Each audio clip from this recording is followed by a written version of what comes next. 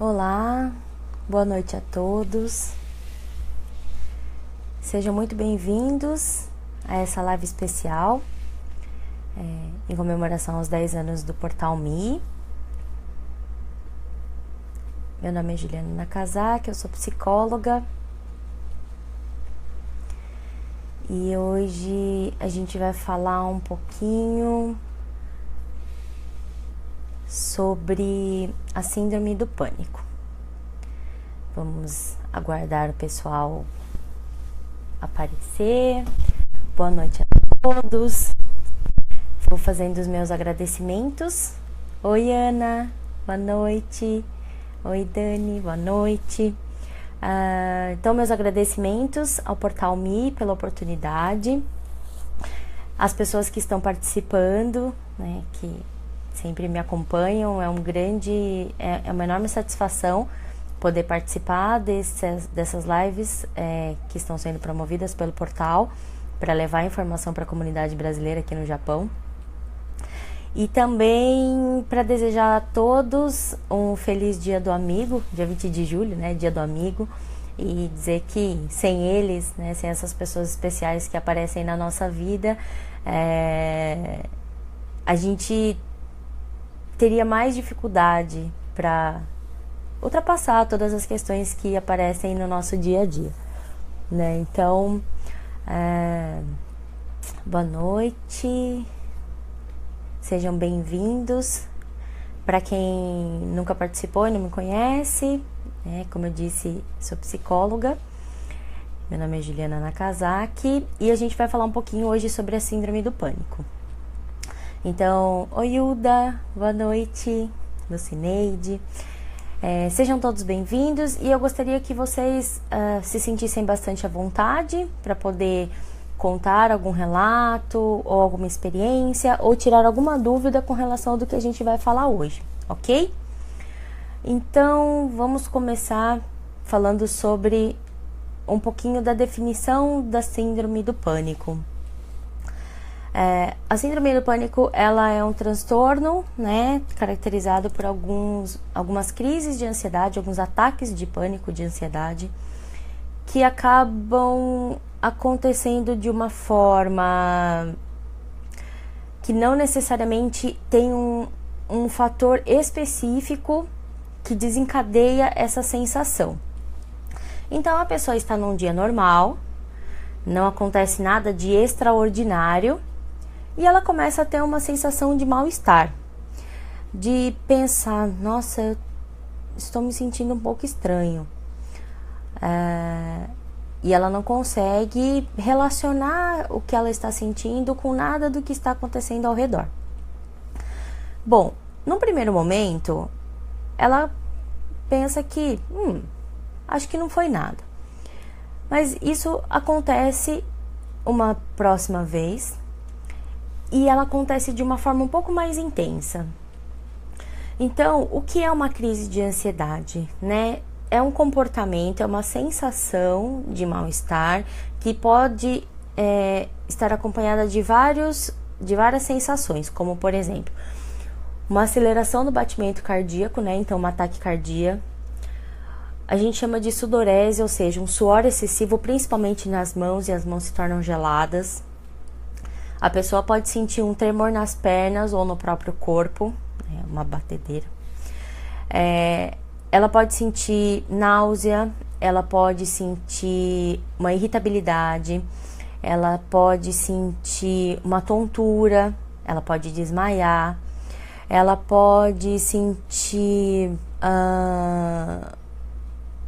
dor no corpo, dor principalmente nessa parte aqui do tórax, falta de ar, né? Essa sensação de asfixia, de sufocamento, de não conseguir respirar direito.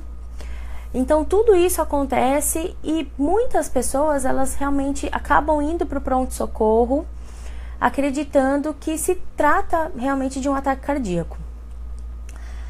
E aí faz toda aquela bateria de exames e fisicamente, né, ou fisiologicamente não é constatado nenhum problema. Então a pessoa volta para casa achando que aquilo foi um episódio e, né, não acaba não tendo, não dando continuidade, ou não prestando muita atenção. Ok, isso passa. E de repente acontece novamente. Quando começam a acontecer as crises mais constantes, né? Então acontece um dia, depois 2, 3 dias depois acontece de novo, e com situações que nem todas as vezes vão ser situações iguais. Então o que acontece? A pessoa, ela começa a desenvolver um movimento, né? Que é característico da síndrome do pânico. Então é uma sensação que a pessoa tem de que alguma coisa ruim vai acontecer. Ela não sabe o que, mas ela acredita que pode ser a qualquer momento. E a sensação que ela tem é que realmente isso vai acontecer. Então o corpo todo dela responde como se ela estivesse em situação de perigo iminente o tempo todo. Então, qual que é o grande problema disso, né? É que as pessoas, quando as crises começam a ficar, né, praticamente diárias, ou o tempo todo a pessoa está vivendo aquela sensação ruim, aquele mal-estar, algo que ela não consegue compreender e que ela também não consegue controlar, ela vai perdendo funcionalidade. Então é uma pessoa que começa a ter muito medo de tudo, porque ela não sabe o que vai acontecer.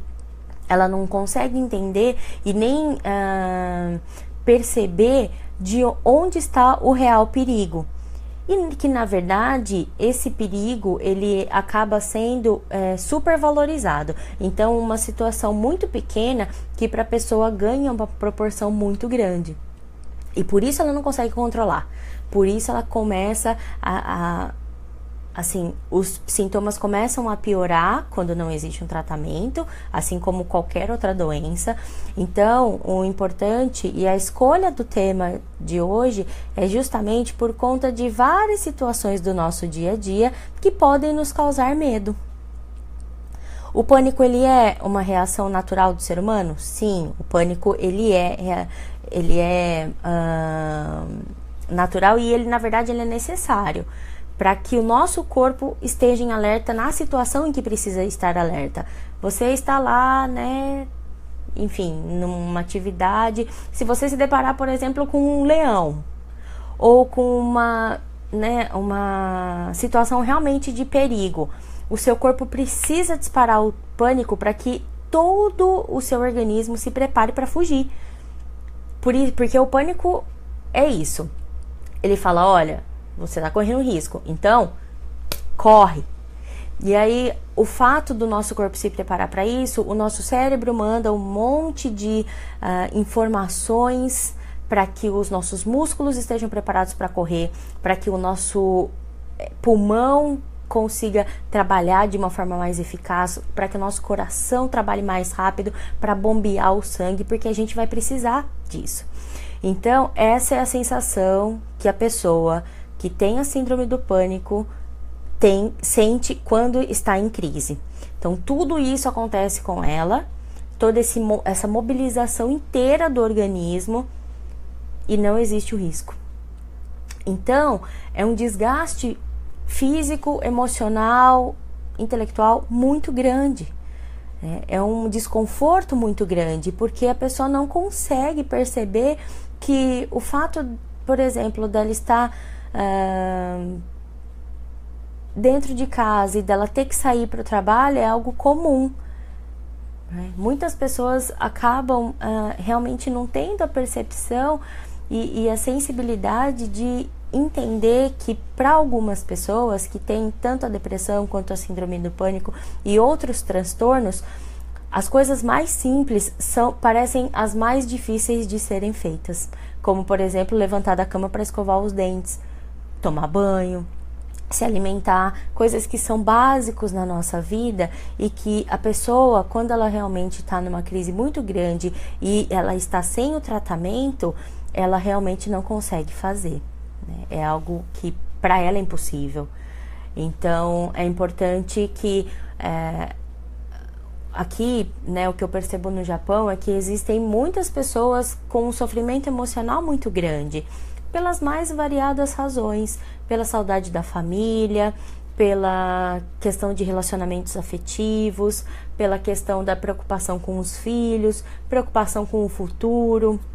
A gente está num país quem está no Japão, que é fantástico para muitas coisas, mas que tem outras questões como todo outro lugar, né? Então, cada vez que acontece uma catástrofe natural, cada vez que existe uma chuva muito forte, um terremoto, uma possibilidade de furacão, a questão talvez de uma iminência, de um conflito armado, então tudo isso acaba impactando diretamente no modo de vida das pessoas.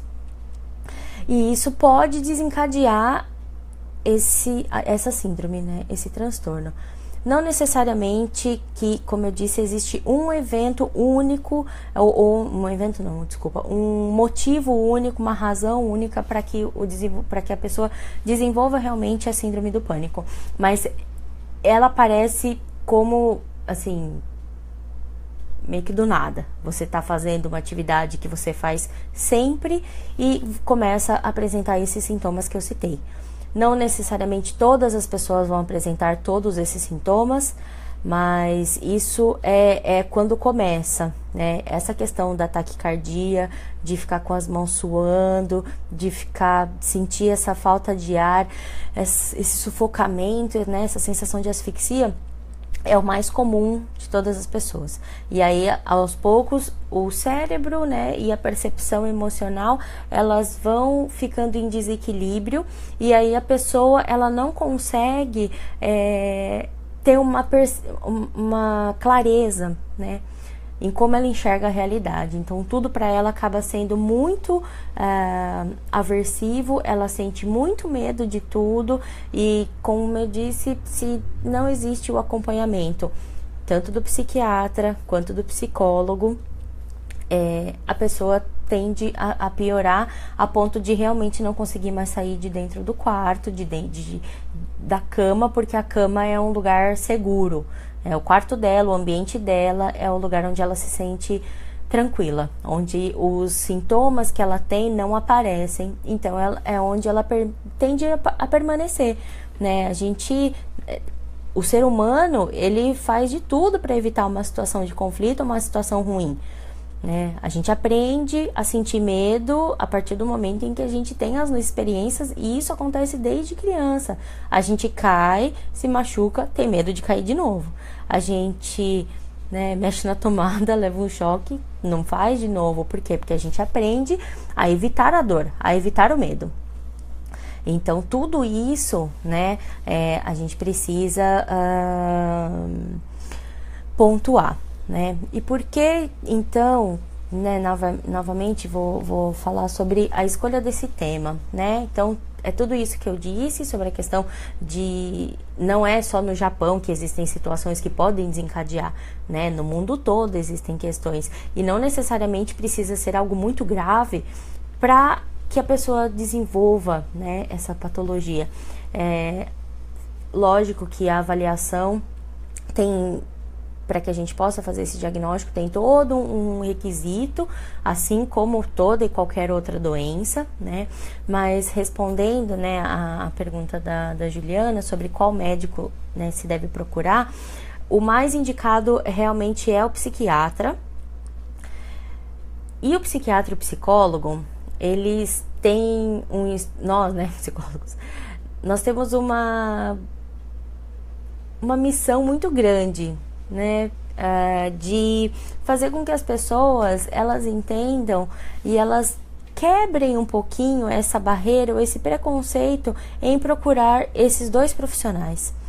O psiquiatra, porque está relacionado a um histórico, a uma história muito triste de tratamentos e de situações históricas que fizeram com que o psiquiatra fosse visto como alguém, como, assim, fosse visto com preconceito mesmo, de, psiquiatra não vou, mas não vou mesmo, né? Mas a psiquiatria é a especialidade médica que trata a questão dos transtornos psiquiátricos, né? Não existe outro que faça isso. E a questão do psicólogo também, né? Que tem essa associação com que, né? Eu vou usar o termo que se usa, mas que dentro da psicologia e da psiquiatria também tem várias outras interpretações, né? Mas assim,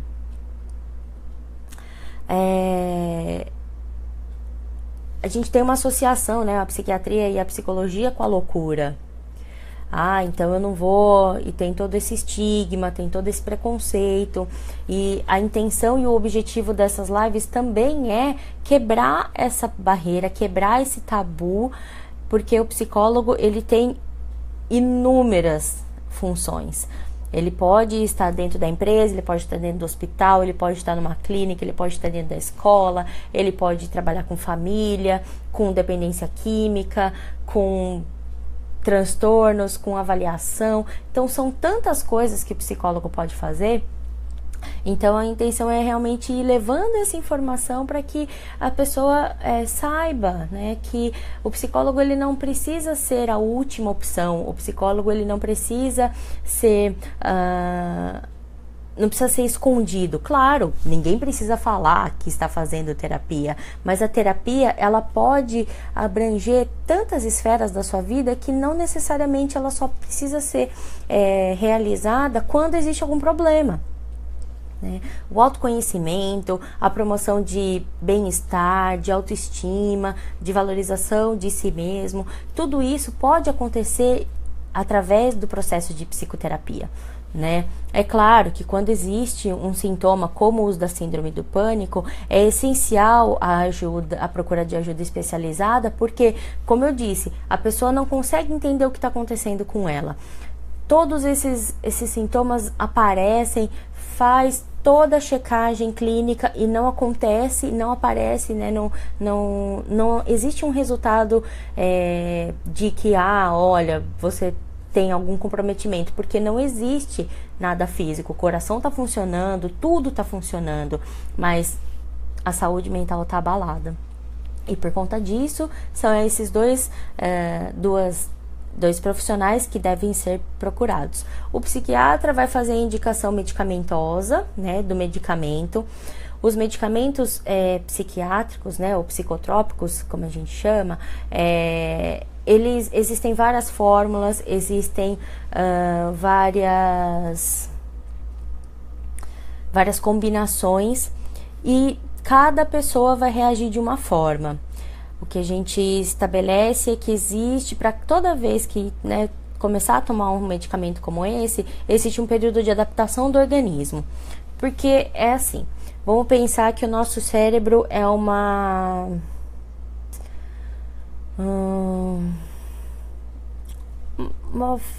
fábrica de bolo. Então assim, aí você tá lá fazendo bolo, você tem todos os ingredientes, né? Chega uma hora em que o cérebro, quando ele apresenta, né, alguma disfunção, algum desequilíbrio, ele deixa de produzir um desses ingredientes, né? Então, o que acontece? O bolo não vai sair, ou vai sair diferente, né? E às vezes o cérebro, ele vai tentar assim, repor aquilo, e aí ele vai produzindo mais de uma coisa que não precisa e menos de uma coisa que precisa. E o medicamento, ele serve justamente para criar esse equilíbrio. Ele vai repor aquele ingrediente que está faltando, para que o bolo saia direito, né? Mas até ele conseguir chegar na medida certa desse ingrediente que está faltando, que a gente chama de neurotransmissor, né, e das substâncias químicas que aparecem, né, que são fabricadas pelo nosso cérebro diariamente, leva um tempo. E é esse período de adaptação que precisa ser respeitado, que pode trazer efeitos colaterais na hora que a pessoa começa a tomar esse tipo de medicamento, né? Deixa eu voltar um pouquinho aqui, porque eu perdi alguns comentários. Vamos lá. Então, né, Ilda, como eu estava falando, realmente a gente tem esse tabu de que psiquiatria e psicologia estão relacionados diretamente à loucura, e a gente realmente não trata mais, né, desse termo dessa forma, né, porque existe uma grande dificuldade de estabelecer o que é normal, no sentido de, ok, existem algumas coisas que todo mundo sente todos os dias. A gente oscila os nossos sentimentos. Tem dia que a gente sente mais feliz, tem dia que nós nos sentimos mais tristes, mas quando isso entra em desequilíbrio, então esses termos são os mais utilizados: desequilíbrio, disfunção, transtorno, distúrbio diagnóstico. E a questão da loucura é algo que a gente não comenta tanto, tão mais como era antigamente, né? Que tudo que fugia da curva, tudo que não era o da maioria era considerado como loucura, né? Então a gente tem uma visão humana muito mais desenvolvida hoje, e realmente, né, felizmente, a evolução da medicina e dos estudos e das pesquisas trouxeram essa clareza com relação à questão do comportamento humano. A Érica está falando sobre a questão da síndrome. Existe sim, né, Érica, e a Ana Paula também, falando sobre a questão das crises, né, sobre a questão dos medicamentos. Então, como eu disse, precisa ser a união dos dois, né, tanto a terapia quanto o medicamento e o acompanhamento com o psiquiatra. Por quê? Porque o medicamento, ele vai equilibrar o cérebro, mas é a terapia que vai fazer com que a pessoa desenvolva esses recursos internos para conseguir novamente ter o controle dessas emoções. O medicamento vai estabilizar, mas a partir do momento em que a pessoa, o organismo, ele também vai criando uma tolerância desse medicamento. Então, a terapia, ela ajuda, né, ela orienta para que a pessoa consiga lidar com esses sintomas e que isso não seja impactante na vida dela a ponto dela perder funcionalidade, ou seja, dela ter que deixar de trabalhar, dela não conseguir controlar a impulsividade e aí no meio do trabalho simplesmente levantar e sair correndo porque teve uma crise e começou a chorar, o corpo começou a responder de uma forma muito intensa e a pessoa de repente não conseguiu se manter firme, se manter calma. Então tudo isso ele é desenvolvido através desse reparo e desse equilíbrio emocional que a terapia traz, né? Falando um pouquinho sobre a Maria Horiuchi. Seja bem-vinda, boa noite. Obrigada pela participação de vocês. Então, ela está fazendo uma pergunta com relação à tristeza, né? Bom, Maria, nem toda tristeza é um episódio depressivo ou se trata de depressão, né? A gente precisa avaliar todo o histórico, como isso acontece, em que momento acontece. Inclusive, uma das primeiras lives que eu fiz foi a respeito de depressão, né? Então ela fica disponível na minha página do Facebook, que eu pedi pro pessoal do portal colocar, e também no Portal Me você consegue acessar, né, essa live. Mas depois, se você quiser um pouquinho, uma outra orientação, aí você pode deixar uma mensagem na minha página que eu, né, aprofundo um pouquinho mais nessa questão. Mas nem toda tristeza, então, né, se trata de um episódio depressivo, porque a tristeza é um sentimento humano. Todos nós sentimos tristeza por vários motivos. Então tem que perceber e tem que conseguir, eu tenho que saber exatamente qual que é o histórico dessa tristeza, né? Qual é a recorrência dela, quando ela acontece, de que forma ela acontece, para conseguir te dar uma orientação um pouquinho melhor, tá bom? Então, se você quiser depois a gente falar mais sobre isso, eu tô à disposição. Obrigada pela participação.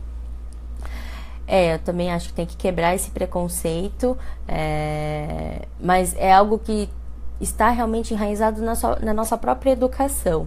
Então, muitas pessoas, por exemplo, Eu enquanto estudante de psicologia, né, a primeira vez que fui fazer terapia, porque é importantíssimo, né, que a gente também tenha esse suporte emocional, todo psicólogo que se preza faz terapia, porque nós também somos humanos e nós também temos nossos conteúdos a serem trabalhados.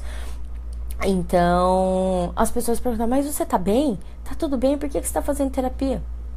Porque eu estou estudando psicologia, eu quero me tornar psicólogo e eu quero entender e trabalhar, né, as minhas questões para poder realmente prestar o melhor atendimento, né, estar o mais disponível possível para aquela pessoa.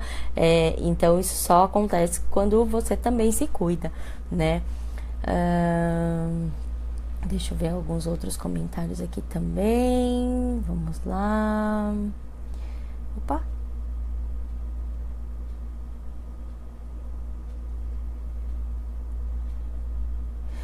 Exatamente, né? Sobre o TDAH, né? Quem que perguntou aqui pra mim? Peraí. Ok. Bom, o TDAH, a gente falou um pouquinho disso, se eu não me engano, acho que há um mês atrás eu fiz uma live falando sobre a questão do transtorno do déficit de atenção. Ele pode ser uma comorbidade, ou seja, ele tem o transtorno do déficit de atenção, né, o TDAH, e a síndrome do pânico são doenças diferentes, mas eles podem caminhar juntos. Mas não necessariamente todo TDAH vai ter síndrome do pânico e nem toda pessoa que tem síndrome do pânico vai ter alguma coisa relacionada à atenção. Mas às vezes a questão do medicamento, né, tem que ser bem equilibrado, né, para você conseguir controlar, né, tudo isso. E no caso do déficit de atenção, a terapia também ajuda, porque a agitação é muito grande e isso às vezes pode potencializar os sintomas da síndrome do pânico, né? Então a pessoa que é muito agitada, ela tem menos controle ainda da impulsividade. Então, quando acontecem os sintomas da síndrome do pânico, geralmente ela fica ainda mais desesperada, porque o desespero é uma palavra que resume bastante quando a pessoa ainda não teve o diagnóstico, quando a pessoa ainda não está fazendo acompanhamento e ela começa a ter esses sintomas. Ela começa a ficar desesperada por conta desse sentimento de vai acontecer alguma coisa ruim. Nossa, o que será que vai acontecer? Quando será que vai acontecer? E aquilo vai gerando uma angústia muito grande, né? Então, na pessoa que tem TDAH, isso acaba ficando um pouquinho mais potencializada, né? Vamos lá, deixa eu ver outros comentários. Bom, com relação a tratamentos alternativos, tudo que a gente faz para o nosso bem-estar, ele ajuda, né? Claro, hoje em dia, por conta do tempo, da praticidade, às vezes a gente peca um pouquinho nos cuidados com a nossa saúde, principalmente no que diz respeito à alimentação e também a questão da prática de exercícios físicos e momentos em que a gente tem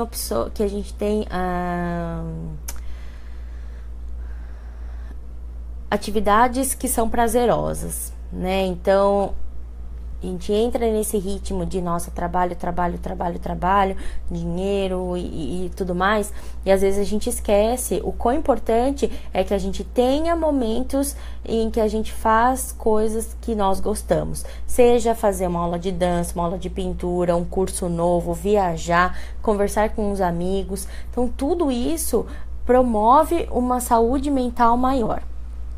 Então isso não significa que que as pessoas, né, que têm uma alimentação correta, as pessoas que fazem esportes, não vão desenvolver a síndrome do pânico. Não é isso. Mas o cuidado da saúde, ele precisa ser integral. Então, a pessoa tem que cuidar do corpo, e acho ótimo, mas a pessoa também tem que cuidar da mente, tem que cuidar do coração. E como é que a gente faz isso? Desenvolvendo essas habilidades, né? Tendo esses momentos em que a gente consegue descansar, tendo esses momentos em que a gente consegue fazer escolhas melhores para a nossa vida. Então, eu vou escolher me alimentar bem porque isso é importante. Eu vou escolher me programar para fazer uma viagem. Eu vou escolher ajustar a minha agenda para que eu possa ter mais tempo com a minha família, para que eu possa ter mais tempo com os meus amigos, para que eu possa me dedicar mais para os meus filhos e também para mim mesma. Então, bom, ok, eu tenho uma agenda super lotada, mas nessa meia hora eu vou fazer, eu vou cuidar de mim. Então, eu posso ir à cabeleireira, eu posso ir fazer ginástica, eu posso ir passear, eu posso ir comer algo que eu gosto, eu posso ler um livro, eu posso escutar minha música predileta. Então, esses pequenos momentos, porque parece que precisa ser um evento muito grande, e não é que tem que ser um evento pequeno todo dia, né? Todo dia, nas horas que a gente, tirando as 8 horas que, né, teoricamente é o que a gente deveria dormir, mas no restante, né, do dia, eu preciso ter essa parcela que pode ser pequena, mas tem que ser boa, mas tem que ser de qualidade, porque isso vai fazendo com que a gente se sinta melhor, vai fazendo com que a nossa saúde mental esteja bem cuidada, né? Então, tudo isso ajuda, né, no desenvolvimento, como eu disse, do que a gente chama de recurso interno, para eu conseguir lidar melhor quando, ou se porventura eu desenvolver, seja depressão, seja síndrome do pânico,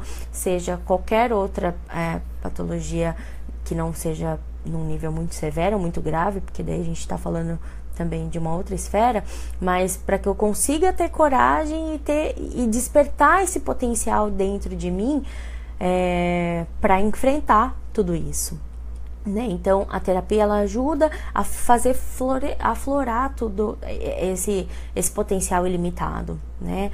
A questão do cuidado com a espiritualidade também é importante, independente de religião. Eu já comentei isso em outra oportunidade também, mas inclusive a ciência já considera de que as pessoas que têm uma espiritualidade mais desenvolvida, de ter uma crença, elas acabam tendo também uma saúde mental e um recurso de enfrentamento maior.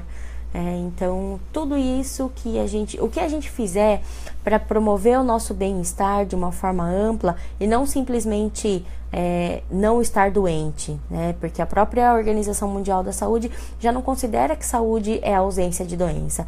Ela considera que é um bem-estar físico, mental e social. Então, a pessoa tem que estar bem no ambiente onde ela está, a pessoa tem que cuidar da saúde física e a pessoa tem que cuidar da saúde mental, todos nós, né? Para evitar ou para tentar minimizar o impacto de que esses sintomas podem acontecer, podem trazer, né? Então, isso, né? Não existe, eu acredito, eu vou fazer uma pesquisa a respeito de tratamentos específicos voltados para os ataques de pânico e eu vou postar lá na minha página, tá bom? Me comprometo com vocês a fazer isso. Deixa eu ver o que mais. Não precisa agradecer não, eu que fico feliz da participação de vocês. A Norma tá falando como controlar, né? Então, Norma, é essa junção, né? Como eu disse. Então, através do início do tratamento com o psiquiatra e muito provavelmente, né, existe sim a necessidade de uma intervenção com medicamentos e a terapia. Então, a pessoa ela vai conseguindo identificar quando ela vai ter a crise.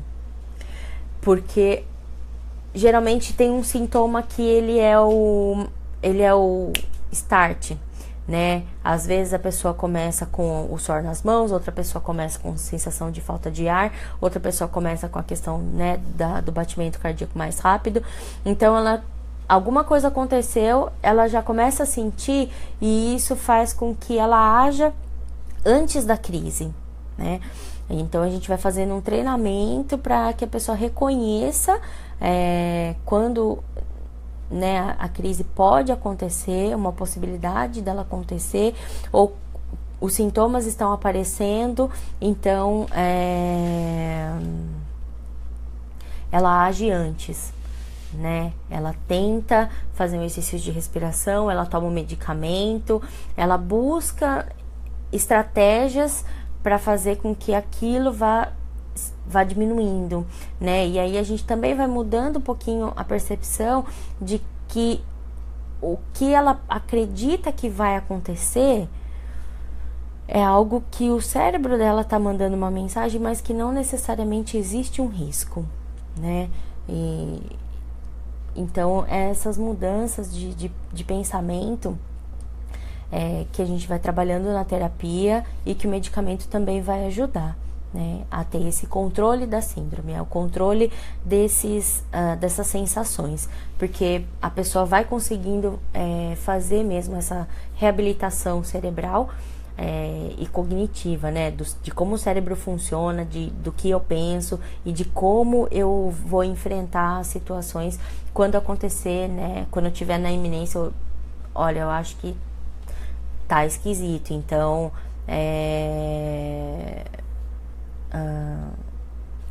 então é melhor eu agir, né? Então você antecipa a crise para tentar, né, ter um controle maior com relação a tudo isso, ok?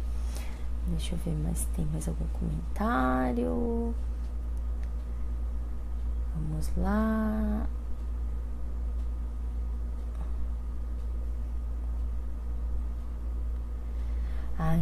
Então, a crise de ansiedade e o ataque de pânico, sim, eles são bem próximos, né?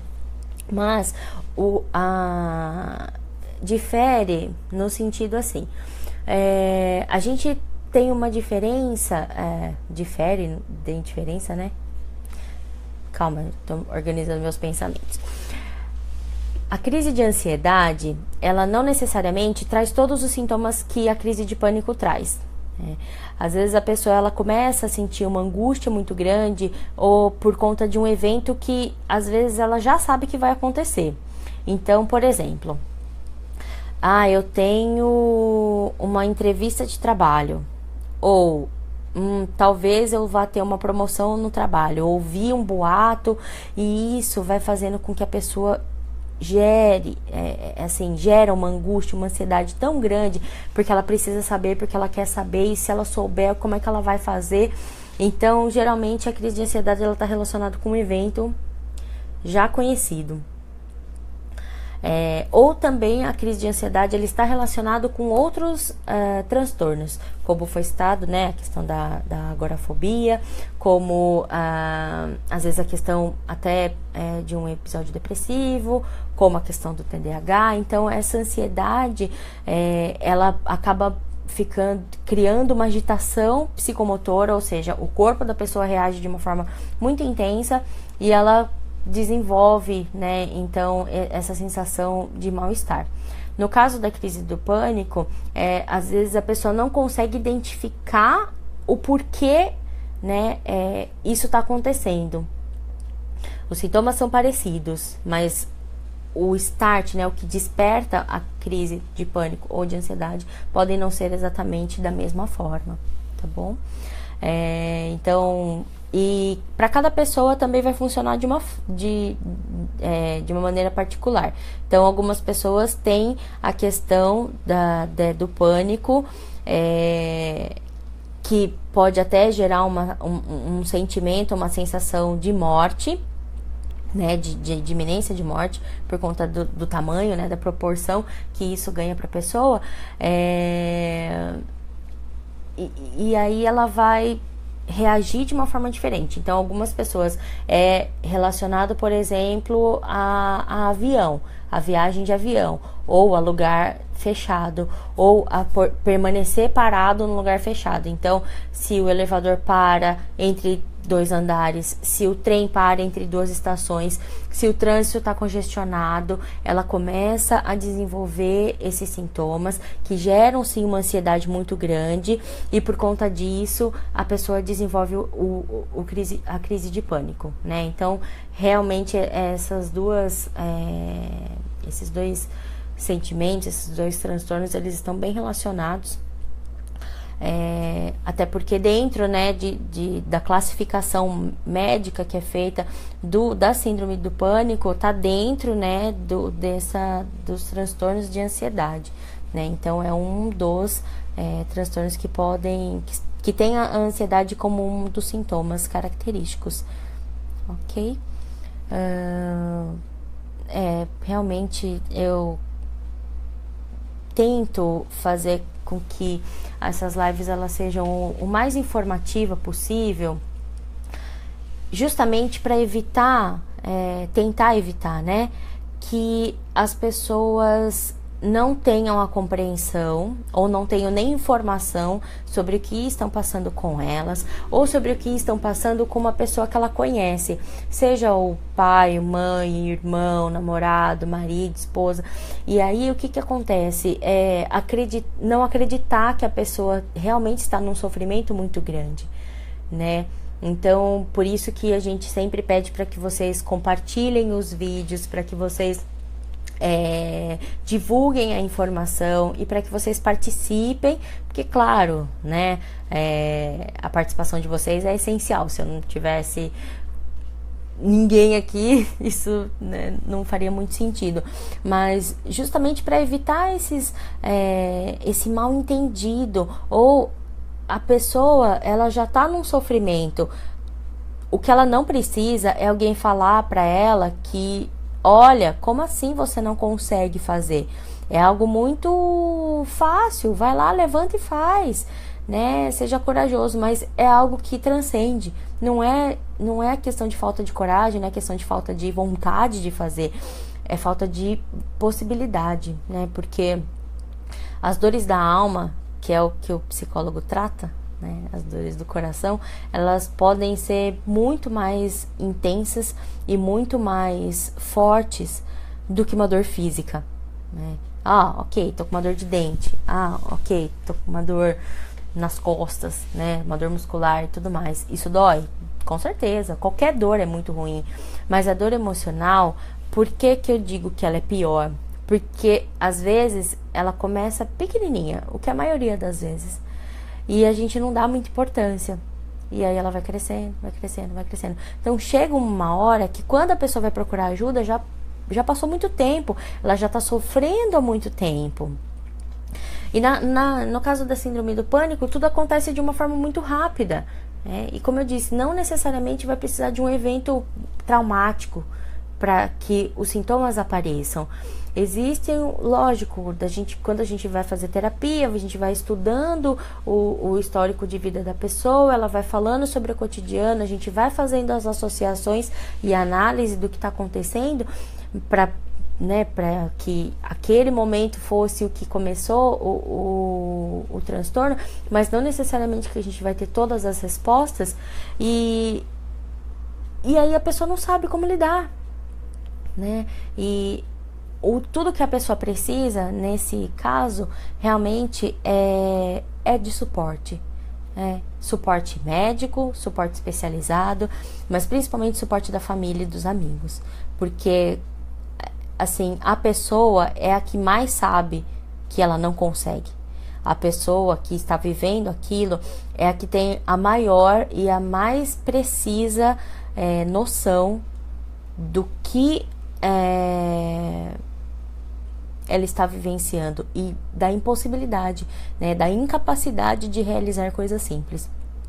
E isso mexe muito, isso faz com que a pessoa realmente se sinta muito triste, se sinta incapaz, se sinta inútil, e isso vai baixando a autoestima, né, o autoconceito, então, e vai assim aumentando os aspectos negativos e as sensações negativas, porque como eu disse, o cérebro tá lá, né, fabricando uma série de substâncias.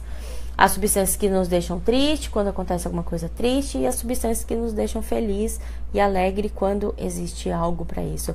E existe uma condição que a gente chama de condição neutra, né, padrão. A gente geralmente acorda nessa condição, e o que vai acontecendo durante o nosso dia vai fazendo com que o nosso cérebro vá fabricando essas substâncias de acordo com as circunstâncias. E aí, quando a pessoa já desenvolve todos esses sintomas, ela não tá se sentindo bem, ela vive esse pesadelo todo o tempo, de não saber o que vai acontecer e de achar de acreditar realmente que vai acontecer algo muito ruim na vida dela. Então aí isso faz com que as pessoas assim se sintam cada vez pior, né? E o cérebro ele vai fabricando cada vez menos essa substância que nos deixa feliz, né, que nos faz sentir forte, que nos faz sentir capaz, e isso realmente acaba piorando bastante a situação da pessoa, né? Então, o suporte, o acolhimento, a compreensão é o melhor, né, para quem está vivendo uma situação dessa. Deixa eu dar mais uma lida aqui nos comentários, vamos lá. Como das outras vezes, se eu não conseguir responder a todos eles, pode ficar tranquilo que eu me comprometo a responder todos no final, tá bom?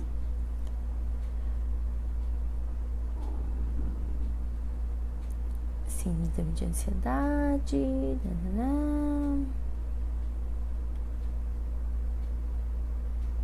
Ai. Vou ver como é que eu consigo ler tudo aqui.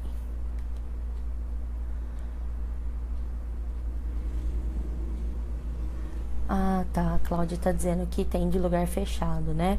É porque quando a gente tá numa situação de risco, né, que a gente sente que a nossa vida corre perigo, então tudo que a gente mais quer é ter uma saída, né? E o ambiente fechado, ele causa mesmo esse desconforto de, se acontecer alguma coisa, o que eu faço, né? Para onde eu vou? Então, realmente isso pode causar, assim, intensificar e potencializar. Então, geralmente, as pessoas que têm, né, um pânico relacionado aos lugares fechados, eles vão tentar administrar isso e evitar essas situações que podem gerar uma crise, né? Mas, aos poucos, tudo, né, vai sendo... É importante sempre trabalhar e nunca desistir, né, de realmente resgatar toda a possibilidade, né, de ter uma saúde mental equilibrada e de viver uma vida sem restrições, né? Então, espero que você esteja fazendo o tratamento e que consiga, né, superar isso.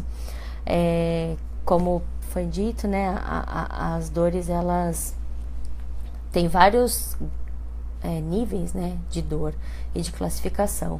E a gente só é capaz de saber a dor da gente, né? Então, eu sei o quanto e o que dói em mim. Eu não posso dizer, eu não tenho como julgar a dor do outro.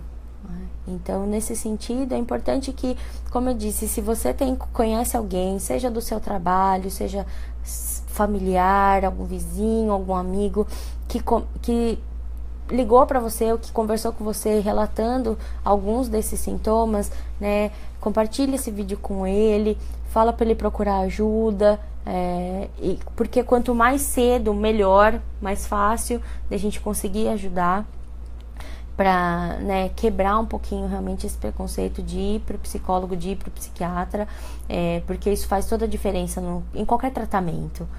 Quanto mais tempo você vai deixando, pior os sintomas, né, e a possibilidade de cura ou de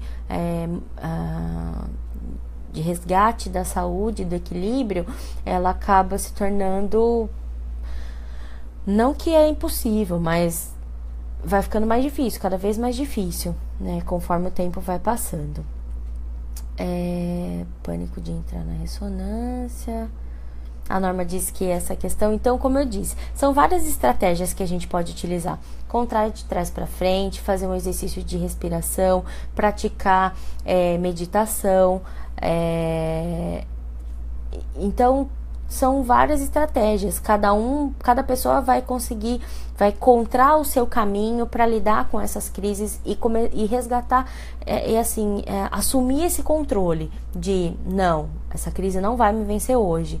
Hoje eu vou conseguir controlar, né? E mesmo que ela vá, assim, que ela aconteça, às vezes ela acaba acontecendo e a pessoa sente menos, o impacto é menor, né? Mas precisa desse movimento, né, de procurar ajuda e de querer realmente se curar, né?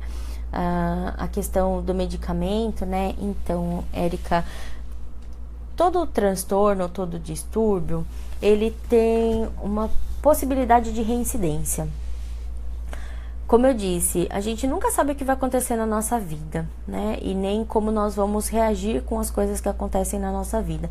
Às vezes, a gente está numa situação muito tranquila e de repente acontece um evento como a perda do trabalho, ou como o fim de um relacionamento, ou como a perda de um ente querido, que mexe, né? E então isso pode acontecer, ou um acidente. Então nós estamos suscetíveis a vários episódios. Claro que eu só estou citando os negativos porque são os negativos, né, que geralmente trazem, né, que manifestam os transtornos ou os sintomas. Mas independente disso, né, assim, eu sei que tomar remédio, que fazer tratamento não é fácil, né, mas assim, o importante é que você tenha qualidade de vida. Se for para tomar o medicamento e ter uma qualidade de vida para sempre, ok, né? Encara dessa forma, de buscar realmente a sua saúde e a sua plenitude, independente se ela está ou não vinculada ao medicamento, mas que você consegue viver a sua vida sem restrições, né? Eu acho que isso é importante, né? Geralmente quando as pessoas estão né, vivenciando uma síndrome, um transtorno, a tendência é sempre focar no negativo. Mas a terapia muda essa chave de pensar, não, vamos focar no positivo, porque é o que vai te trazer mais retorno, no sentido de você se sentir mais capaz, né? Então, o importante é que você esteja bem, que você esteja equilibrada, né? Como toda doença crônica, quem tem um diagnóstico de diabetes, às vezes precisa de medicamento para sempre, uma hipertensão, né, enfim, mas o importante é que quando a gente fala de transtornos, né, ou de síndromes, a gente acaba, parece que tem um peso maior, né, nossa, olha, eu tomo um medicamento, vou pro psiquiatra, mas justamente por conta de tudo que a gente já falou, desse preconceito, desse tabu, de que é algo muito absurdo, como assim você desenvolveu isso? É como se alguém em algum momento escolhesse, né, realmente passar por uma situação dessa que é muito desconfortável, é muito desagradável e é muito desgastante, né? Só quem vive realmente sabe dizer, e é por isso que a gente não pode julgar, mas o mais importante é que você esteja bem, né? Tá bom? Que mais? Boa noite.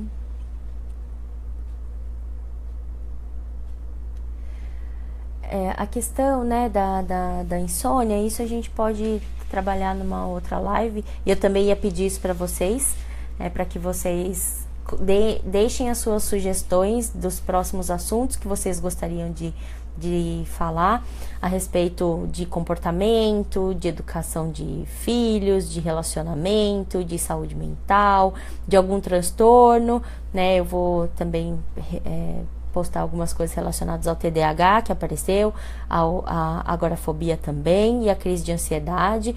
Foi feita uma live também sobre isso. Eu vou deixar, né, na minha página o link para que vocês possam acompanhar. E porque o mais importante é isso, que a gente consiga levar informação para vocês, que a gente consiga fazer com que as pessoas entendam que várias coisas existem. Muitas vezes a gente nunca ouviu falar sobre síndrome do pânico, sobre TDAH, sobre depressão. É que a depressão ela é comentada sempre, né? Mas existem tantos outros transtornos, tantos outros distúrbios, tantas outras questões relacionadas ao comportamento que podem impactar no modo como a pessoa como ela vive. E é isso que a gente quer trazer aqui, Essa é a intenção, de levar essa informação para que as pessoas não se sintam perdidas, para que elas tenham um caminho de, nossa, olha, eu lembro que um dia eu ouvi comentar a respeito disso. Então, de ter um ponto de referência para buscar informação. E aí ter orientação, para, como eu falei, o quanto mais cedo possível buscar ajuda. Mas buscar ajuda sempre é a melhor opção. Por isso que é importante saber como, né? Saber onde. E é essa a intenção que a gente tem, né? Na promoção dessas lives.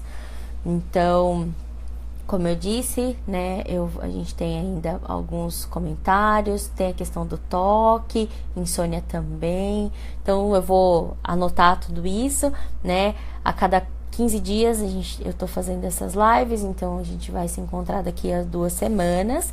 Assim que a gente já estabeleceu o tema, eu vou colocar o lembrete lá na página do Face. O Portal Me também ajuda, né? Eles que fazem esse trabalho maravilhoso, ao qual eu agradeço e fico muito, muito feliz de poder participar, de fazer parte desse que para mim já é né, meu time, minha equipe.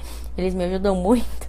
Então, meu agradecimento realmente, porque quando a gente tem acesso à informação, tudo acaba ficando melhor, fica mais fácil, a gente não se sente sozinho.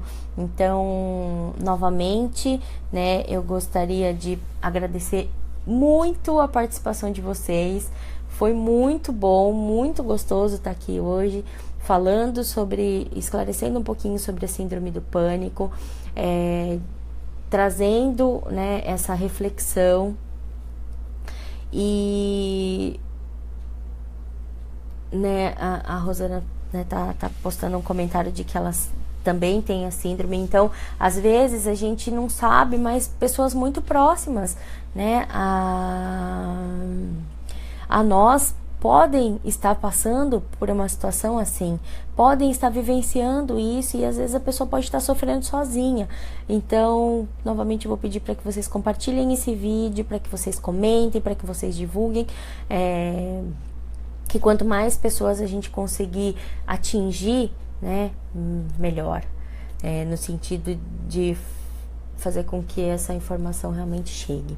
Então, a gente vai encerrando por aqui. Eu quero mandar um grande abraço para todos vocês, agradecer muito a participação, os comentários, o carinho, né? Eu realmente fico muito, muito feliz de poder participar disso, de poder levar um pouquinho do que eu sei. E isso também faz com que eu sempre esteja me atualizando. Então, para mim, realmente participar dessas lives tem sido algo ótimo, e receber esse carinho de vocês é algo que me deixa realmente muito feliz. Novamente, como eu disse, eu me comprometo a responder todos os comentários, vou postar as informações conforme, né, dos outros transtornos que foram citados na minha página do Face. O endereço Portal Me já deixou aí fixado na live, e espero vocês daqui a 2 semanas para a gente falar sobre os próximos temas. Então, deixe o seu comentário sobre alguma coisa que você gostaria de saber, e aí a gente vai fazendo a agenda de acordo com os comentários, né, e as solicitações que foram feitas. Desejo uma ótima noite para todos, um bom dia para quem está lá no Brasil, né? Eu vi alguns comentários do pessoal do Brasil, e muito obrigada novamente pela participação de vocês. Até mais!